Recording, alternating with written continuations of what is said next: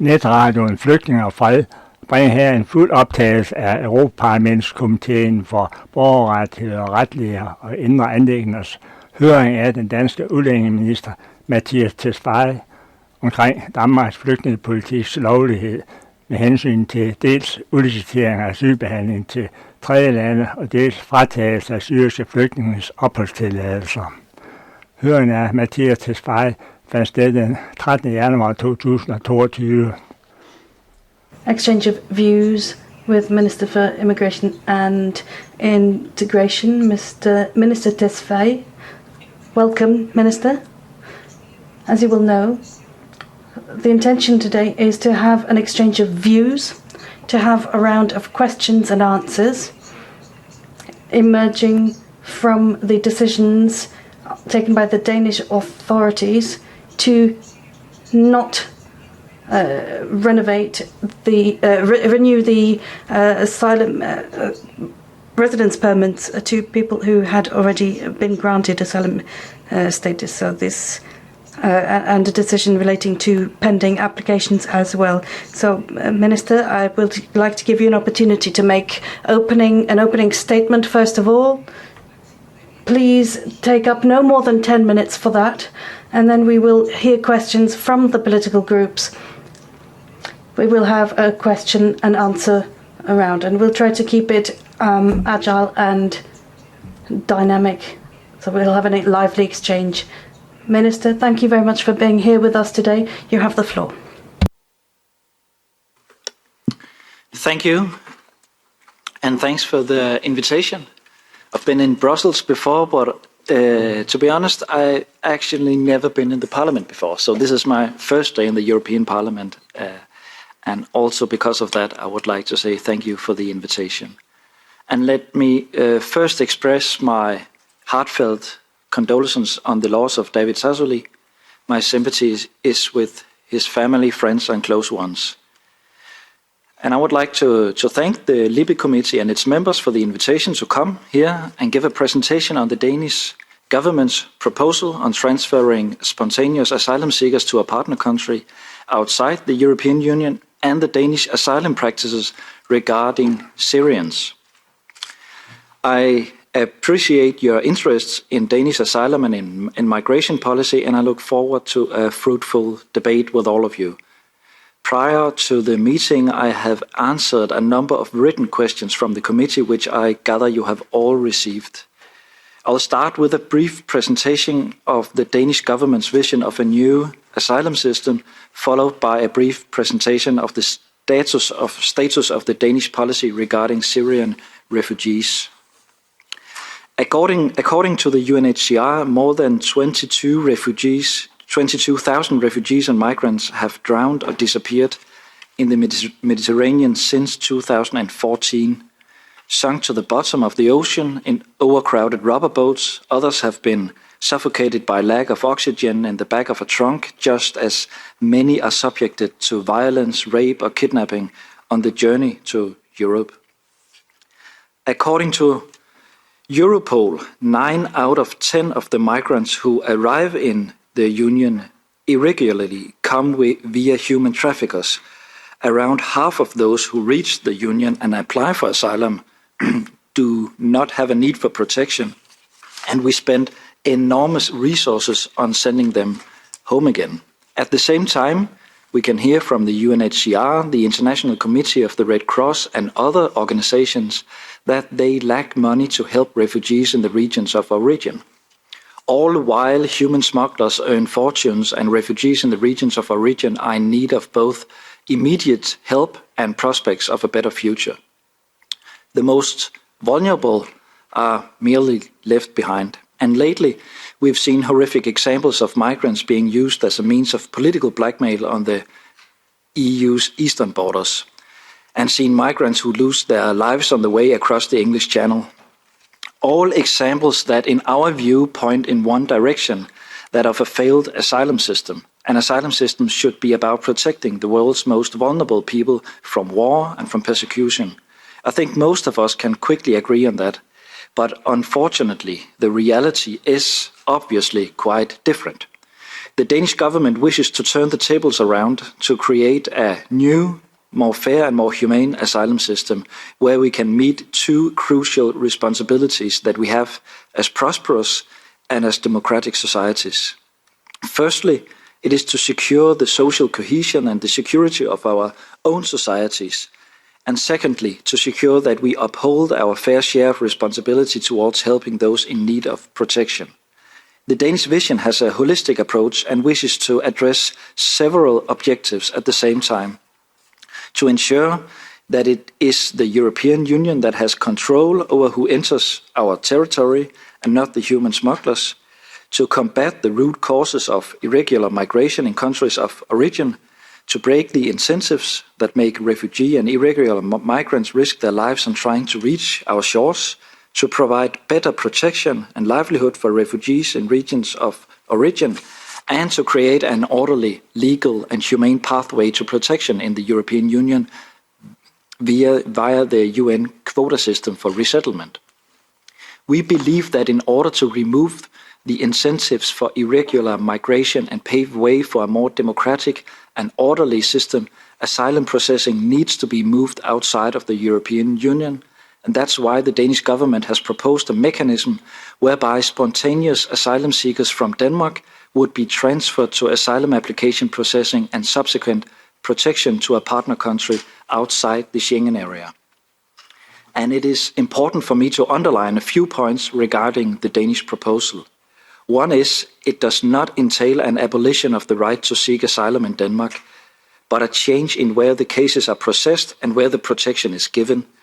Two, we are not against granting protection for those in need. It just has to happen through legal pathways, including resettlement via the UN quota system. And lastly, three, any bilateral agreement between Denmark and a potential partner country will be based on an equal partnership and mutual interests and will not put extra burdens on the partner country. Furthermore, the Danish proposal of the new asylum system should not be seen as an opposition to the pact proposed by the Commission. On the contrary, Denmark remains fully committed to the European Union discussions on the pact. The majority of the elements of the Danish Vision are also fully in line with the pact proposal, for example, when it comes to focus on strengthening the external border or strengthening the asylum and migration authorities in countries of origin, or when it comes to increasing support in regions of origin to help those in need and address root causes of irregular migration. However, Denmark believes that it is necessary to do more to break the negative incentive structure and counter the business model of the human smugglers. That's why Denmark has put forward this proposal to try to show a concrete way forward. Denmark is happy and most willing to engage in frank and open dialogue on this and other proposals that can help address these challenges. Last summer, on June the 3rd, the Danish Parliament adopted the Danish law that introduces the legal basis for transferring asylum seekers for asylum application, processing and subsequent protection in third countries in compliance with Denmark's international obligations. An agreement will be subject to parliamentary review before entering into effect. I'll not go into detail about the legislation, but highlight some key points. The Libe Committee is, of course, welcome to ask follow-up questions. The key elements of the law is that the scheme is limited to third country nationals and stateless persons seeking asylums in Denmark.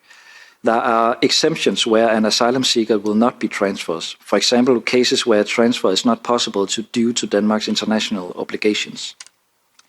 All decisions of transfer must be made on a case-by-case basis. Any case assessment is too tired and the asylum seeker has the right to remain in Denmark during the processing. It's also stated in the legislation that any potential agreement with a partner country must contain sufficient safeguards to ensure full compliance with our international and European law.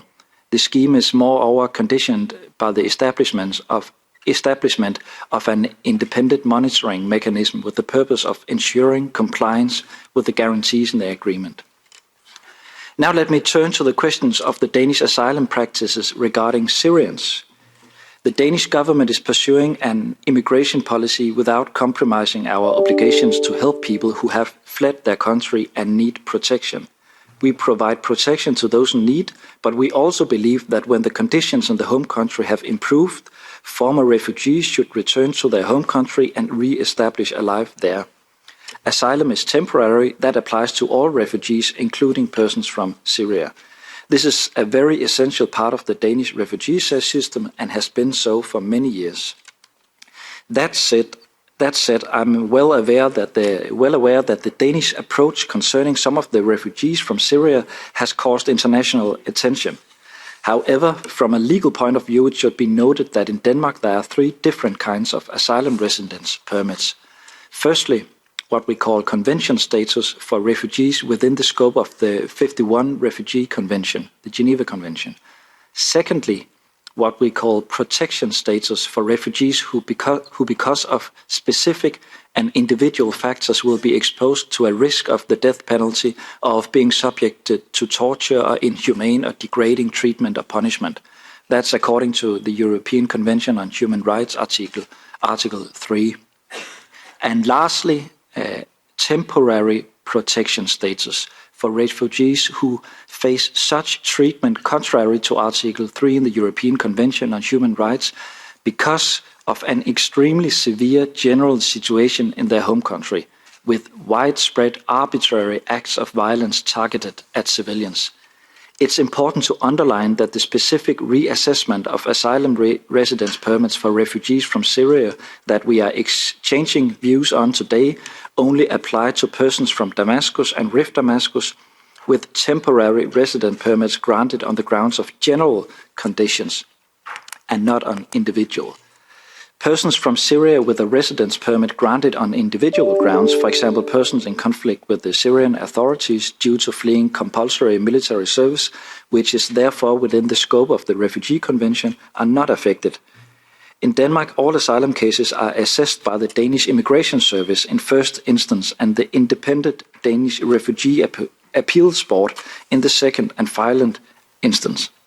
The above-mentioned reassessment of the residence permits of persons from Damascus and Rif Damascus is based on a conclusion from the Refugee Appeals Board concerning the general security situation in those areas.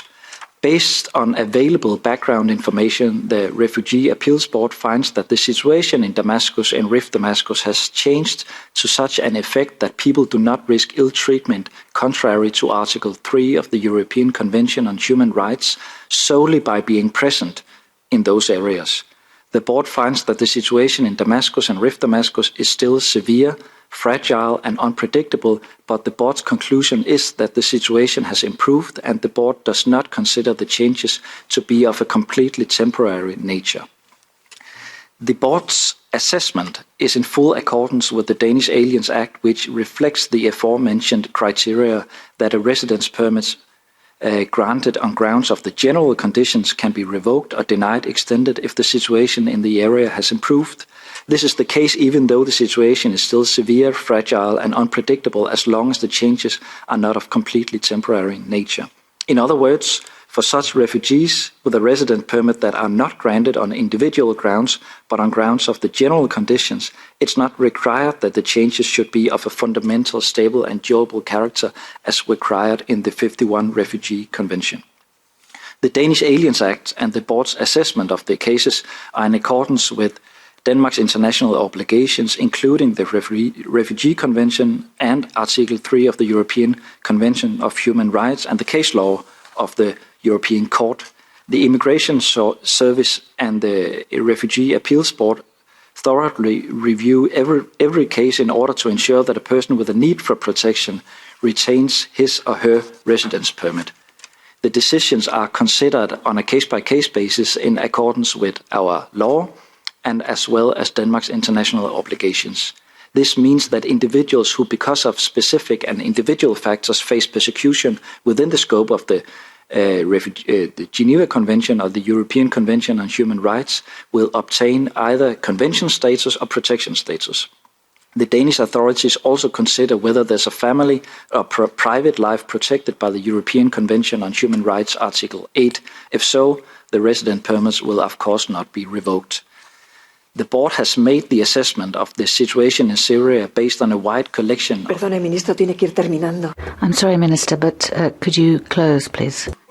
Based on a wide, the board has made the assessment of the situation in Syria based on a wide collection of reports regarding Syria from various sources, including reports from the Danish Immigration Service, the authorities in Sweden, and the authorities in Great Britain, European Asylum Support Office, and different NGOs.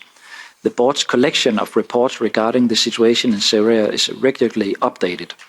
The Danish government is complying with an arm's length principle, meaning, for example, that the decisions in asylum cases are made independently of the political process. This means that neither the government nor I have influence on the assessment and the outcome of the cases. Furthermore, the Refugee Appeals Board is an independent quasi-judicial body, and the members of the board may not accept or seek directions from anyone, including me. With regard to forced returns to Syria, there are currently exceptional circumstances. For foreign policy reasons, Denmark does not carry out forced returns to Syria.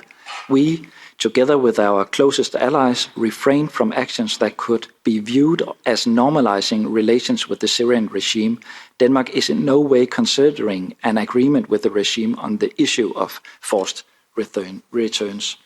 The Danish authorities will continue to assist persons in Denmark with arranging their voluntarily return to Syria and offer financial assistance in case of such return. Thank you. Thank you. Ha sido un minuto largo. That was quite a long minute. Well, let us now give the floor to the groups. First of all, for the EPP, Madame Dupont, who's in the room. You have the floor. Please be as concise as possible and no more than 2 minutes. Chair, and I will try to be as brief as possible. Thanks, dear Minister, for joining us here today. And let me be open with you. I would like to share some mixed feelings, as I would say, as regards your proposal. The idea in your proposal had been discussed before, and while we all long for, let's say, a new momentum in the debate on asylum and migration policy, there's also a mixed perception in the public opinion. So some have publicly expressed great interest in the Danish model. Some have raised concerns for good reasons. The Commission is also still in the process of analysing the law. And as you're well aware, or hopefully well aware, we are here in this House, we as EPP are working strongly on a European approach to ensure strong borders, a fair and swift asylum procedures, efficient and safe returns of those who are not eligible for protection, and a sustainable system to better handle upcoming crises. So a lot of things that you also touched upon in your opening remarks. Also the question of fighting criminal networks and smugglers in this regard. So the first question probably would be, how do you estimate the effect of those fighting against criminal networks? The second question, irrespective of the models you also touched upon in your preparation notes, how do you want to ensure the control of the adherence to the law? Third question, does the model also entail the possibility to apply in the third country already for asylum before fleeing the country? A fourth question, with which, and I think probably the most important question in this regard, with which third country do you have already talks about it? Do you already cooperate? And if you could give us a bit more insight on the possible content of these talks, this would be also very enlightening in this debate. Thanks a lot. Bien, Ministro, tres preguntas. Thank you, Minister. There's 3 questions for you. You have the floor. Thanks, Mrs. Dupont, for the questions from the EPP. And I'm glad that you are open about the mixed feelings in the group. And I completely understand the discussions I can hear that you are having. And people that have followed the European debate on migration the last couple of decades may have noticed that this is not a Danish idea. It's not a social democratic idea. It's not my idea. It's been discussed in Europe for decades. We are trying to implement it in reality, and we are working very hard to establish such a transfer mechanism because we honestly think we would be able to help more refugees, to fight human smuggling, and to establish a migration policy where the European society, the Danish society, are better able to control and to manage migration. If it would only be Denmark that to establish such a mechanism, it wouldn't affect human smuggling and the criminal networks, because we are just a tiny country in Europe. So we are hoping to establish a mechanism that can inspire other European countries. Because if more countries do like us, or the whole of Europe, then there wouldn't be a criminal industry to smuggle human beings on the rubber boats across the Mediterranean Sea. So we are trying to establish a mechanism that could work as an example. And because of that, it's extremely important for us to uphold all of our international obligations. If we're not doing that, it couldn't be used as an example. And we are also trying to establish a partnership with a country that is also in that country's interest. So we are saying yes to quota refugees. It could be from that country. It could be student visas from that country. It could be strengthening our diplomatic representation in that country. It could be strengthening our investments, green investments in that country. So we have a lot of ideas on how to establish such a partnership with a country. And it's not just about Denmark paying a poor country and then turning our backs to migration problems. It is to establish a real partnership. One of the absolutely most crucial thing is to make 100% sure that people that are a part of such a transfer mechanism, an asylum seeker that have applied for asylum on Danish soil, is not being is granted all of their rights.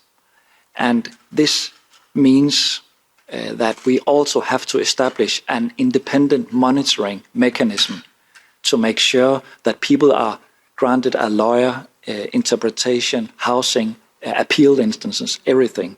I can't mention names on the countries that we are discussing with, but I can assure that we are in dialogue with a handful of countries outside of the European Union, and our talks is moving forward, and I'm hoping to strike such a deal. Yes, thank you. Bien, por el grupo Thank you. For S&D, Cyrus Hengera has the floor. Thank you, Chair, and I welcome you, Minister, to the European Parliament. It is definitely not a socialist and a democrat idea that you have just mentioned. But I would like to focus on the Syria question myself, and I leave maybe the other topics to my colleagues as well. Last year marked a decade of conflict in Syria categorized by civil unrest, bombings, and death. What started as an anti-government crackdown has gone into war. 11 years on, there are 5.7 million Syrians who have fled the country, with 1.5 million of them found in neighboring Lebanon. And yet, Denmark wants to send human beings back to Syria. For me, this is perplexing, as it was Denmark's own foreign affairs minister himself who stated that as we enter a decade of conflict in Syria, and I quote, "The crimes of the Syrian regime continue." I believe, Minister, this is the reason why your diplomatic mission in Damascus has not been reinstated, for instance. Yet, you want to send a number of human beings back to Damascus.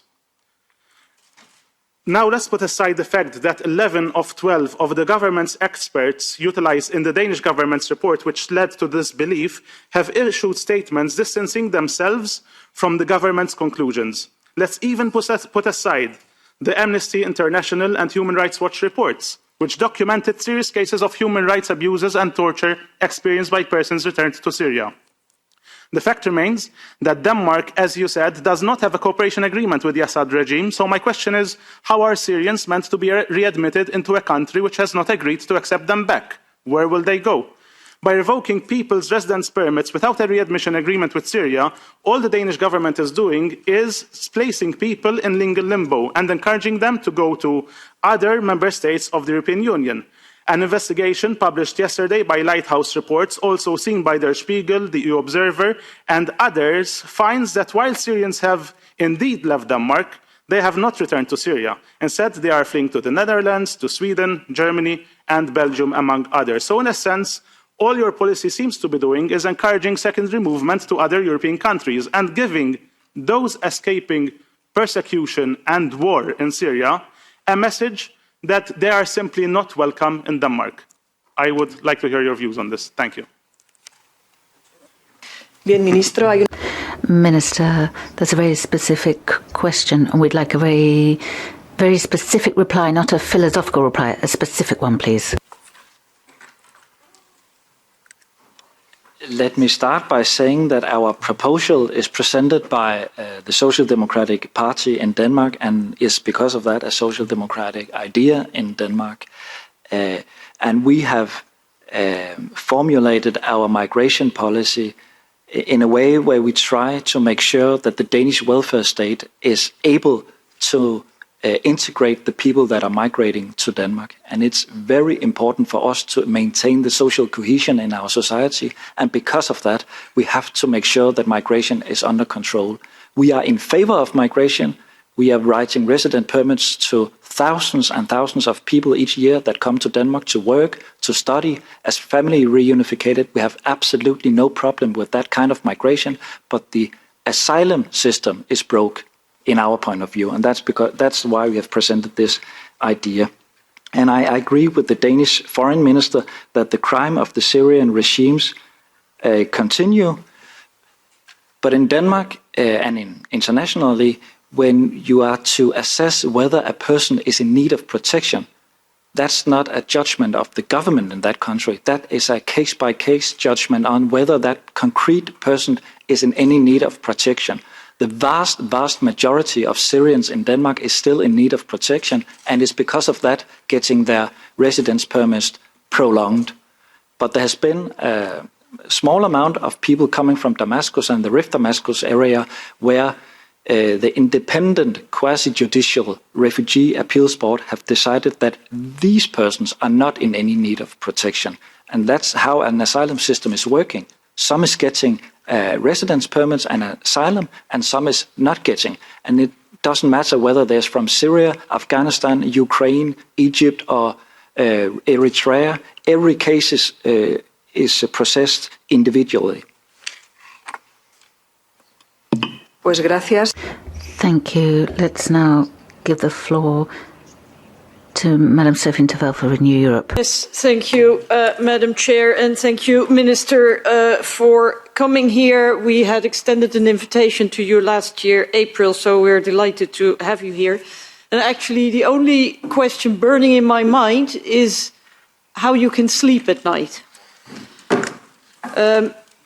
Because quite frankly, all the talk about international obligations, Geneva Conventions, human rights, it sounds a bit like, you know, the wonderful new clothes of the emperor to me, because in reality, the emperor is naked. And if you say these ideas have been discussed in Europe for decades, I quote, sure, but usually not by the mainstream parties, because they still adhere to European values. The questions on Syria have already been asked by my colleague. I haven't heard actually why you think that you cannot do business with the Syrian government. You say it's not safe, but some people can be sent back. Okay, but let's assess the success of your policies against your stated objectives. First, you said we want a more fair and a more humane system. I would like to know if the people concerned, so that's the refugees, if they consider that your policy is more fair and more humane. Then another objective was to secure our own society. Well, then I would first like to understand what this massive threat was to the Danish society, one of the most prosperous, developed and safest countries in the world. And if that threat has now been averted by this new policy. I would also like to know which results exactly this policy has had in the fight against smuggling of human beings. And I would also like to hear a little bit more about your success rates in establishing real partnerships, as you said, with third countries like Rwanda. Another question is, how do you expect people to actually integrate into Danish society if the sword of Damocles is hanging over their head every day? If they know that, one day they may be taken in and the next day they're booted out and they're sent back to Syria. How do you expect them to invest in their life in Denmark? So don't you make it effectively impossible for them to integrate? If the objective of this policy is to have a deterrent effect and make Denmark look inhospitable, well, it certainly worked, certainly amongst Europeans, because we think it's inhospitable. And isn't the truth here, isn't the real truth, that this is not a social democratic idea or a Danish idea, but isn't the truth that you're trying to cater to the far right that's breathing down your neck? And you're doing things which are actually not in line with all the nice talk. Yes, I'm coming to a conclusion, Madam Chair. But I think this is a very important topic, because you may not be bound by the immigration chapters of the European treaties, but you're bound by European values. You have signed up to the European treaties. You're a member of the European Union. And these policies are not in line with European values. Thank you. Señor Minister, there are various questions that you need to reply to. Thank you both for the comments and for the questions from Renew Europe. And let me start by saying that there's absolutely nothing in the Danish policy that is opposing the Lisbon Treaty or the international obligation that Denmark has signed. And we are proud of our society. It's a welfare society with quite high taxes, but also free education, free healthcare, quite high social benefits, and a good integration scheme for people coming to Denmark. But this society, it also needs some kind of social cohesion. And that means that we can't handle too high integration problems. And we have to insist on that people that are coming to Denmark is contributing to our society and becoming a part of the Danish society and accepting our values. And right now, actually, it's going in the right direction. Crime rates amongst migrants are going down quite fast. Employment rates are going up. It's going quite good in Denmark. We have fewer residential areas with serious social problems. Kids born in migrants' families are doing better and better in Denmark. But this is working because we have migration under control. If we just said yes to every person that wanted to come to Denmark, then we would have huge social problems, huge integration problems. That's why this is social democratic policy, and we are proud of that policy, and that it's a broad majority of the Danish parliament that are supporting that policy. We are not forcing anyone to go back to Syria, because that would... in that case, we would need an agreement with the Syrian government, and we are not recognizing the regime in Damascus. But there's a lot of Syrians in Denmark that are traveling voluntarily back with money from the Danish state, and I think that is absolutely okay.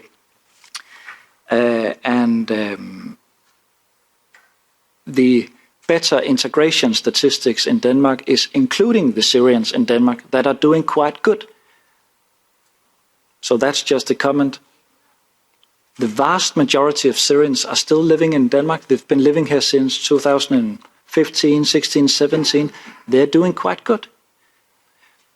We have high unemployment rates amongst women, but still in a historical view, it's doing better than with refugees coming to Denmark earlier. Yes. Madam Chair, just for the record, I note that the Minister, Señora although he has Invelt, spoken, he no has tiene not usted la responded. palabra. Madam, you do not have the floor. Los demás tienen... Others also have a right to speak. I'm just noting that. Vamos a ver. Ms. Interveld, it's not the first time. Please bear in mind, others also have a right to speak. We cannot throw out the rule book. The same rules that allowed you to take the floor as a coordinator should also allow others to take the floor. please respect the rules. However much you wish to come back in, we have rules that allow all Libe members to speak, and we will go through all the speakers in the established order and hear the answers from the Danish minister. Please, let me remind you one last time to not do this again. Ms. Stryk has the floor on behalf of the Greens. And you can, of course, tag on to the earlier questions to try and elicit answers from the minister. Presenting your policies. We know that the situation in Syria is still very, very unsafe. There's no perspective for the future, but there are also many security risks. This is why UNHCR strongly opposes any forced return to that country. Yet you take away the most precious what Syrian refugees have, namely their security of residence, their protection. And what this is devastating for their health, for their well-being, and indeed also for the integration. You say it's going well with the integration of Syrians. You're playing with it now. Why doing so?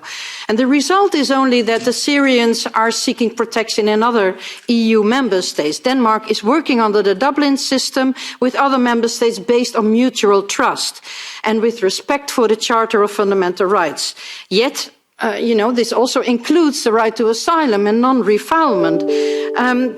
How are you reconciling this mutual trust and this working with other member states where you actually are shifting the responsibility for Syrian refugees to and your loyalty in terms of the treaty? Shouldn't you then be fair and withdraw from the cooperation under the Dublin system? Because now the member states are the victims, but of course the biggest victims are the Syrian refugees. Regarding externalization, you say you uphold the right to asylum and access to an asylum procedure, but how? Is the processing in a third country in line with the European Convention on Human Rights standards? Will you resettle the people who are granted protection or humanitarian protection? Is there any responsibility for returning the people who have been rejected after an effective remedy? And did you do any impact assessment on all the legal and practical implications? We know a large amount of feasibility studies that have been made and that are all very pessimistic. This is why the Commission has given up this whole idea. You say you want to contribute to responsibility worldwide. How are you doing that? Regarding resettlement, are you going to create legal avenues? And are you realizing that already 86% of the refugees are hosted by developing countries? Instead of giving them more money and resettling more people, you are creating a very expensive system to outsource the refugees and add more refugees to these countries. I mean, you use a lot of nice words, but the only goal is bringing back the number of asylum seekers to zero that come to Denmark. I think this marks a moral low point, and it's irresponsible for such a rich country. And I must say, it's really with a lot of regret, I hear you paying lip service to the rule of law, to solidarity and social democratic values. But please be aware you have a responsibility to take your part in a responsibility. And let me say that Denmark is capable of doing so. Your society can do it. Señor ministro, en este Parlamento, puesto que usted ha hablado de... Minister, you spoke about the decade-long debates and taking inspiration from having inspired others. Now, you will know that many members in this committee have been asking for fairer and more humane arrangements. Now, safe routes. We've been calling for this in this Parliament time and again. Thank you, Stryk from the Greens. You're asking how are Denmark contributing? Let me start by saying that Denmark is one of the very, very few countries in the world that are living up to the UN standards on using 0.7% of our GDP on development assistance. And we are, in these years, using a larger proportion of that money on helping refugees. Our current budget in Denmark has prioritized a lot of more money on the organizations that are helping refugees in the world. So we are not fleeing from our responsibility. We are doing the quite opposite. We are trying to establish a refugee policy where we are, where we can help more people than we do today. And we are not, when we are saying 0 asylum seekers, it doesn't mean 0 refugees. It means that when people are coming to Europe, we think that they should come through the United Nations resettlement scheme and not through human smuggling. But that demands that we are insisting that if people are applying for asylum in Europe, they can have their case processed. And if they're in a need of protection, they will get protection, but not on European soil. The protection will be given outside of the European Union, because if we succeed on this, then why should people use human smugglers? Then we can have refugees coming to Europe in an orderly, controlled way and based on humanitarian criteria, and not who will succeed and who have the money to use human smuggling to come to Europe. You are asking a lot of, I think, good questions. For example, how can we make sure that the processing of the asylum applications outside of Europe is living up to the legal standards that Denmark is morally and also politically and legally bounded by. And that is why that it's not easy to establish such a mechanism. We'll have to be 100% sure that all the legal standards are met and is monitored by an independent monitoring mechanism. And let me also say that it's also important for me to say that Denmark is a country with a very, very strong legal tradition, and we are proud of that. 6 years in a row, we've been number 1 in the ranking of the best. Due to the rule of law index, Denmark is ranked as number 1 for 6 years in a row. And we are very proud of that, and we'll be number 7 and 8 years in a row as well. And this is also because that we have independent judicial bodies in Denmark, and the Refugee Appeals Board that have made those decisions that we are talking about has not, I haven't called or texted a judge. He's making his own decision based on the Danish legislation, where it's very clear that he has to live up to international standards, including the European Human Rights Convention. And because of that, you can be absolutely sure that there's no problem with transferring people in the Dublin system to Denmark. And I would also say I'm not experiencing any problems. We are transferring in and out of Denmark with our neighboring countries and with other European countries without any trouble. Bien, por el grupo ID tiene la palabra. Thank you. For the ID group, Peter Kofod has the floor. Tak for det, formand, og jeg tillader mig at tale. Thank you, Chairman. I would like to speak Danish. It would be weird for me to speak English to a Danish minister, since we can speak Danish with each other. Thank you, Minister, for showing up. I hope a lot of people in this setting will be inspired. What we do in Denmark, it's quite fantastic what we've done during several years. Denmark is a front runner when it comes to immigration. We are far beyond our neighboring countries, far ahead of many other European countries in this field, and we can be proud of that. What I have learned from this is that if the majority in this room was supposed to solve the big problems we have with immigration, if the majority were to solve it, then they would never be solved. The inhuman drownings in the Mediterranean would continue. Human smuggling would continue, and we would help very few of the people in the country, in the world, that need help. We need to help more people spending the same resources. We need to protect our borders better, and we need to fight the organized crime that lives from smuggling people to Europe. I wish the Danish government good luck with the further process. I think it's great we have a social democrat government in Denmark who says very clearly that border fences are part of the solution. It is recognized that some of the things Hungary and Orban did in 2015 was the right way forward. We recognize that. And, I also have a question here, finally. I would like to ask Mr. Tesfaye. The centers in third countries, I think it's a good idea. Is that the Australian model on European soil? That is, if you arrive at this center, you have an asylum treatment, and in the end, you do live up to the asylum demands. Will you then be moved to Europe, or will you remain in the center that the Danish government has created in a third country? I think that would be the best way. Of course, you should be able to stay there under good circumstances until the day that you can return to your home country, but that you should not go to Europe. Thank you, Peter Kofod. I try to answer you in English, even though my English is not that good. But and I'm glad that you are saying that you are hoping that other countries can be inspired by the Danish example.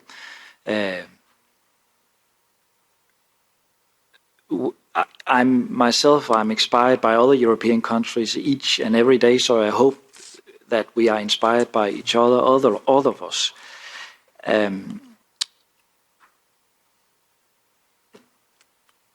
We have our differences. I know that we are a member of two different Danish political parties. From the Social Democratic government, it's extremely important for us.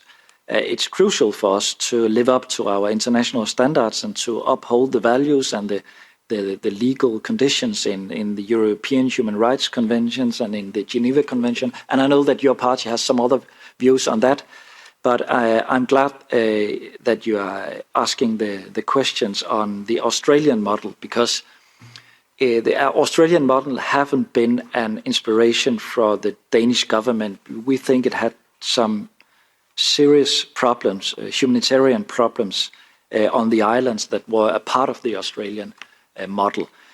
We are more inspired by the agreement made between the European Commission and the Turkish government back in 2016, I think it was, where there was also a transfer mechanism between the Greek islands and Turkey. It's not exactly the same that we are proposing from the Danish government, but if I should point on something that has inspired us, it's the EU-Turkey agreement. And it also means that when people have applied for asylum and has been a part of that transfer mechanism, and their application has been processed in a partner country outside of the European Union, the protection will also be given in that country and not in Denmark. But it doesn't mean that Denmark will not receive any refugees. It just means that the refugees will come to Denmark through the United Nations resettlement scheme and not through the spontaneous asylum seeking system. So it's not a no to refugees, but it's a way of trying to turn the tables around and establish a new system that hopefully, I hope so, can inspire others. And I also hope that this debate has made some, maybe remove some misunderstandings, but also maybe I hope that it's turned on some curiosity, because I sometimes think that when we're discussing migration issues, we are too often just ending up in each corner discussing with each other. Bien, pues por parte de la izquierda, la señora Malin Björk tiene la palabra. Malin Björk now has the floor for the left. Ah, perdón, el señor Procaccini va. Mr. Procaccini, I do apologize, you're first. Thank you. Minister? No, please, sorry. Maybe. Yeah. Yes, please, let me speak. Let me speak in Italian, because I want to be very clear. Caro Ministro. Dear Minister, what you have said today here is something we've been supporting for 2.5 years. Now, you're saying it from the left, we're saying it on the right. And for that reason, we've been insulted in all manner of ways. This meeting today is effectively the acme of hypocrisy of the left when it comes to immigration and the rule of law. And let me explain why. Fighting against illegal immigration and fighting to remove the causes of immigration and establishing hubs outside the EU to determine who has a right to asylum and who doesn't have the right to asylum in Europe. And let me add as well, fighting against the darker side of multiculturalism. These are the principles which, according to us, should inform immigration policy in Europe. And this not only to save the lives of migrants, but also to guarantee an ordered development of our European societies. I'm sorry to have to say this, but as I said, not only have you today very clearly presented what the EU should be doing in immigration, but also with respect to the rule of law, please allow me to say this, allow me, colleagues, to say this, that if your government had been a centre-right government, the approach of your government would have been considered an infringement of the rule of law. But given that your government is a left-wing government, a social democrat government, this isn't the case. This isn't happening. Now today, quite frankly, I don't need to ask you anything. I just want to thank you for your intellectual honesty, for your political honesty, because today maybe you've been able to build a bridge between two visions, a right-wing and a left-wing vision that should be engaged in dialogue rather than fighting against one another. Como vamos muy mal de tiempo, We are a bit short of time, so you have no precise question, so let's move straight on to the last person who's going to ask a question, Malin Björk for the left. Thank you. Minister, I'm from Sweden, and we have long-standing Nordic cooperation. We have shared understanding on many issues, something that's valued by myself and most Swedes. But if there is one area where it would be a nightmare to approximate with Denmark, it is in the field of asylum and migration. And contrary to what you've said, the Australian model is very, very close to what you're proposing. It has been tried, and it's a brutal failure. Denmark, as was pointed out by one of my colleagues here, is one of the most prosperous, richest countries in the EU. And that you would be driving this narrative of not being able to welcome people in need of protection, and trying in doing so also to undermine human rights conventions, is an aberration. So my question is that 85% of asylum seekers and refugees are in developing countries. What if major hosting developing countries adopted the same stance? It would mean the end to the right to leave one's country and the right to seek asylum. And you have opted out from this field of cooperation in the EU policy, but you have opted into Dublin. And if Dublin transfers actually mean that you are sending people into other third countries, then I think the very basis of mutual trust is broken.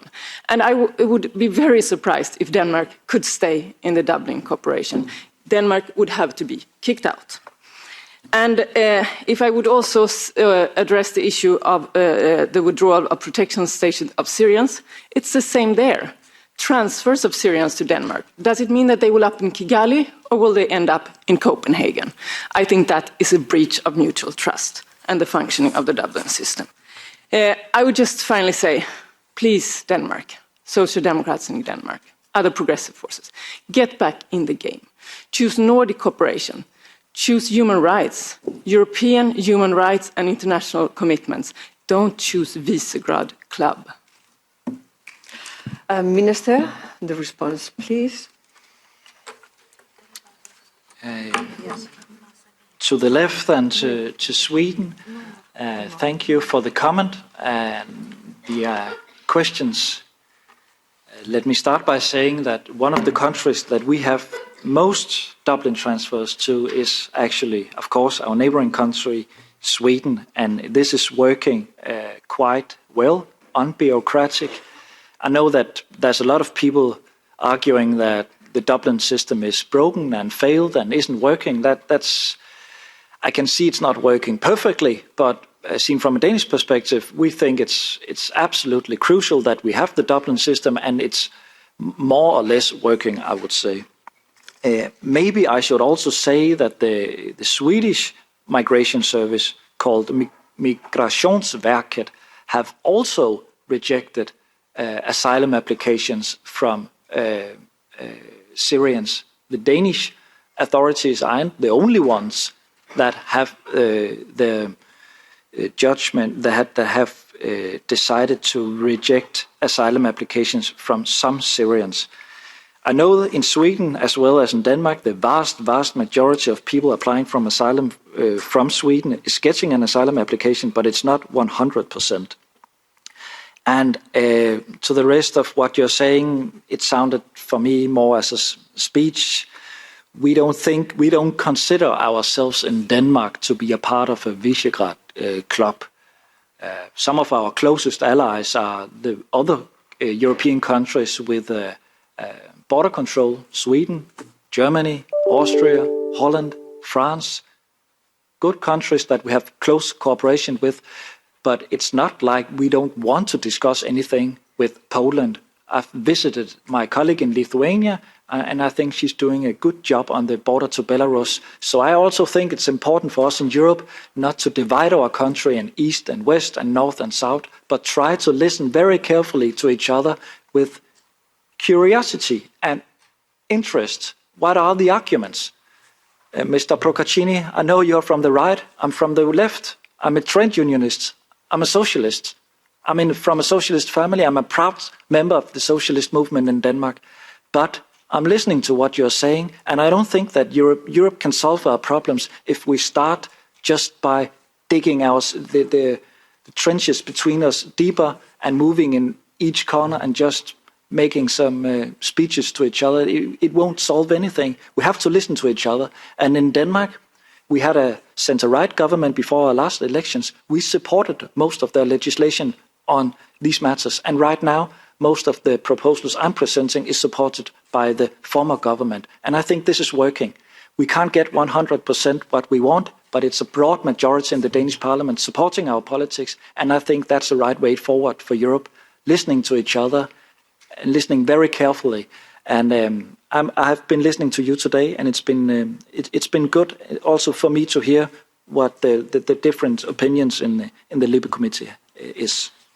Okay, thank you very much for all your intervention, Minister, dear colleagues, and Minister, thank you for your presence here with us today. And we will continue with our session, and I must announce that there is not interpretation system anymore, and we will continue. Thank you very much. Thank you.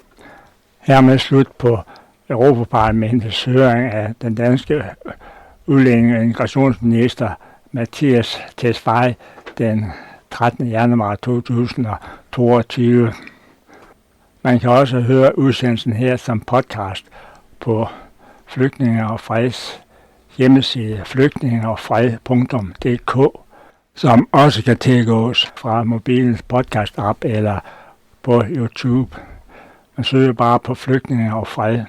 På flygtningeogfred.dk kan man også kommentere eller abonnere på Flygtninge og Fred eller høre andre relevante udsendelser.